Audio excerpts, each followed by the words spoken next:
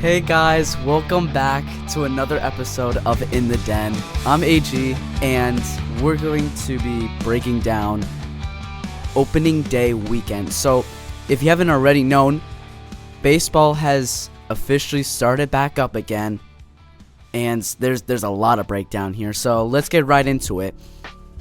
First off, I want to talk about the Bronx Bombers. The New York Yankees have scored a total of 41 runs over the weekend, decimating the Milwaukee Brewers in that series, including a 20-9 win where they hit 4 home runs. And this is crazy. That game is crazy because not only did they hit 4 home runs that game, Paul Goldschmidt, Cody Bellinger, and Aaron Judge hit back-to-back-to-back home runs to start the game. And all of them were off of former Yankee Nestor Cortez, who was basically the main asset that Milwaukee received in the Devin Williams trade when he was traded to New York this past offseason.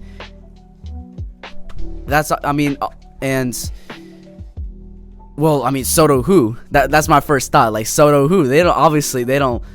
I think they're doing just fine without him now. Obviously, there was some concerns because there was a big hole in the lineup next to Aaron Judge, and nobody really knew how New York was going to be impacted by Soto's departure across the city to the New York Mets, which I'll get to in a minute. But obviously, I think as of now, they're doing fine. They've been using this new kind of bat, torpedo bats, and that's obviously helped them. Hit the ball more, hit more home runs. I mean, everybody was using it except for like Aaron Judge. He was still using his old bat, obviously, because he's just a home run machine. But it helps you hit better, this torpedo bat. And even the Minnesota Twins have reportedly been using it as well. They're going to start using it now. So obviously that's going to help. That's going to help them win games, hit home runs. And it's not like it's illegal. At first, it's not like it's illegal in the MLB. It's legal, apparently. They got it checked out. There's been controversies a little bit, but they got it checked out. It's legal, so they're going to keep using it from there. And we'll see how much more home runs they'll hit this season. I mean, maybe at this point, if Aaron Judge uses a torpedo bat, he'll probably break his 60-plus home run record from 2022. But moving on to Queens, the New York Mets, they had an underwhelming weekend, you could say. I mean, they dropped their series against the Houston Astros 2-1. Lindor went 0 for 11 that series. So, I mean, some people are saying that might spell another slow start for him, with New York ever since being traded from Cleveland back in 2021. Do I think that's a slow start? I don't think so. I mean, you can't just go from being a top 2 MVP player, only behind Shohei Ohtani. Obviously, incredible season last season, 50-50 season. Props to him. But obviously, Lindor did this on a more exciting but underwhelming Mets team last season, especially the first half of it in last April, March, May. I mean, I don't think he's gonna have that slow of a start. It's gonna take a minute for the Mets to adjust with Soto in the lineup, and they just need to get their offense together. I mean, obviously you can point fingers at like Francisco Alvarez, Jeff McNeil.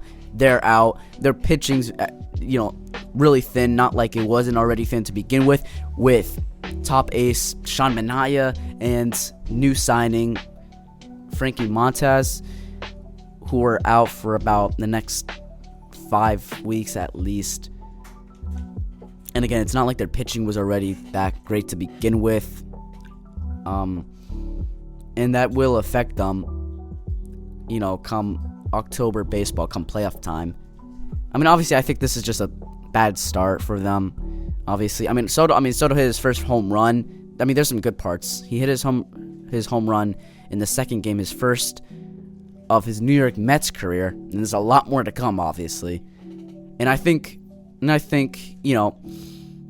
with their series against the Marlins, I get it. They're top of the National League East right now with a 3-1 record. I think the Mets are going to sweep them, and if they sweep them, which I think they will, I think that'll get them back on track.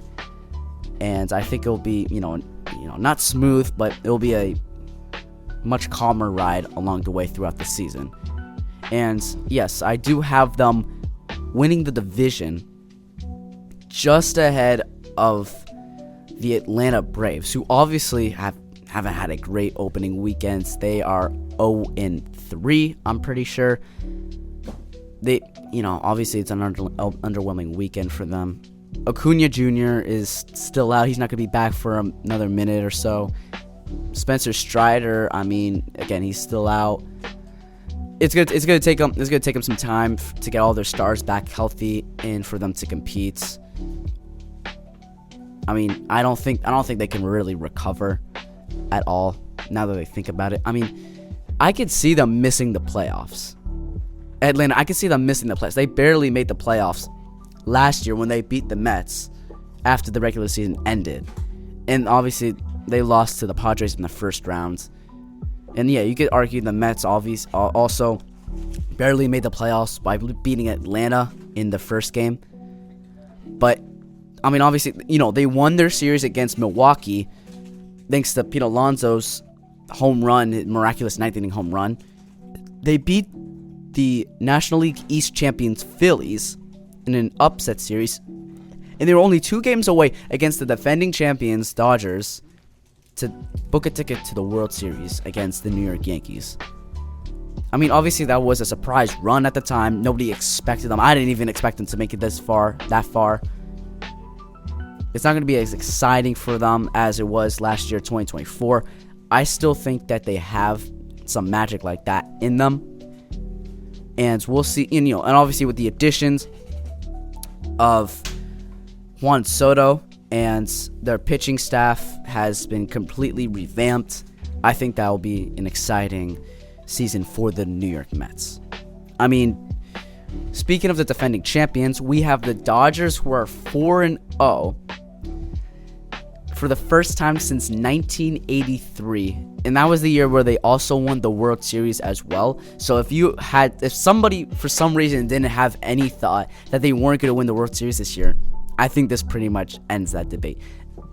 Yeah, I can't see another team winning the World Series other than them. They can even afford a big injury or two, Los Angeles, and obviously Ohtani's going to be back pitching like next month. Obviously he's an outstanding pitcher. I don't even think he needs the pitch for LA. I think he should focus on his appearance at the plate.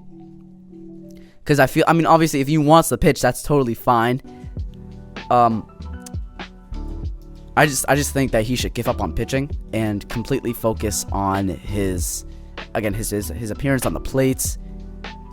So he can, because obviously last season was phenomenal for him. Obviously MVP winner, 50-50 season like I mentioned earlier, all at the plates, and I don't think he had that distraction as to pitching. He probably wouldn't have been as focused like he had last season. So I'm saying he should give up on pitching. Not saying he's not a good pitcher. He obviously is.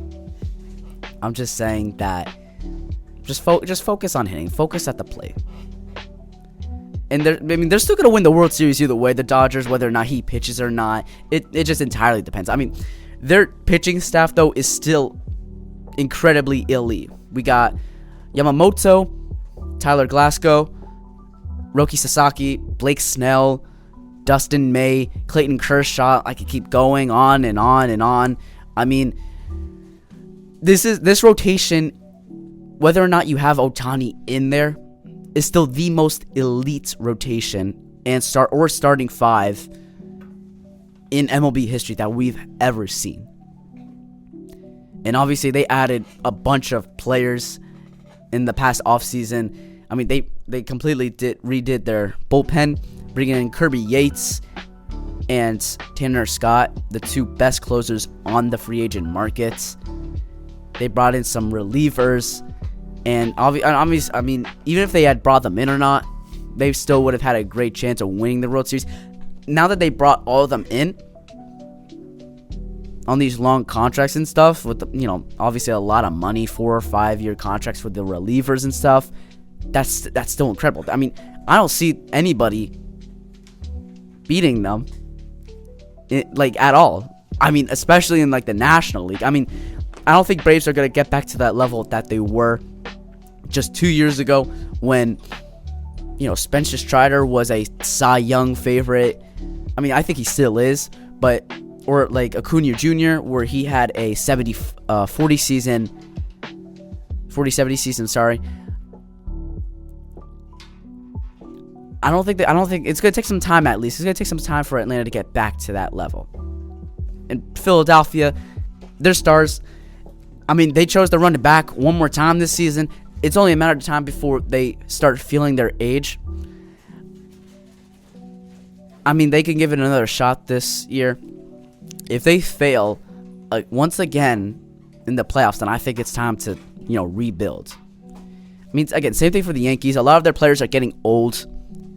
Aaron Judge is old. Giancarlo Stanton, who's even out right now, he's old. Lewis Gill isn't going to be playing for at least the next few months. Garrett Cole is lost for the season with injuries and stuff like that. So I actually have the Yankees missing the playoffs despite this red hot start from them. Obviously, I think it's incredible. I don't see them making the playoffs just because their pitching is already limited, and I feel like at some point they will feel the presence of Juan Soto in their lineup throughout the regular season, and there's just so much competition in their division. I mean, you have Toronto, in one of my videos, I had Vladimir Guerrero Jr. winning the MVP in the American League, so I think that will propel Toronto back to the playoffs. Baltimore, I think, is going back to the playoffs as well, even though they've kind of diminished, and even Tampa Bay, and obviously Boston. I think Boston's going to win the division with Alex Bregman, Walker Buehler, and obviously leading the rotation, Garrett Crochet. So I have them winning the division. I have Yankees. I mean, yeah, I have them missing the playoffs, though. That's my hot take. This is my biggest hot take for this MLB season. Well, thank you guys so much for listening. I'm running out of time here, and I hope you guys will tune into the next episode. Peace out.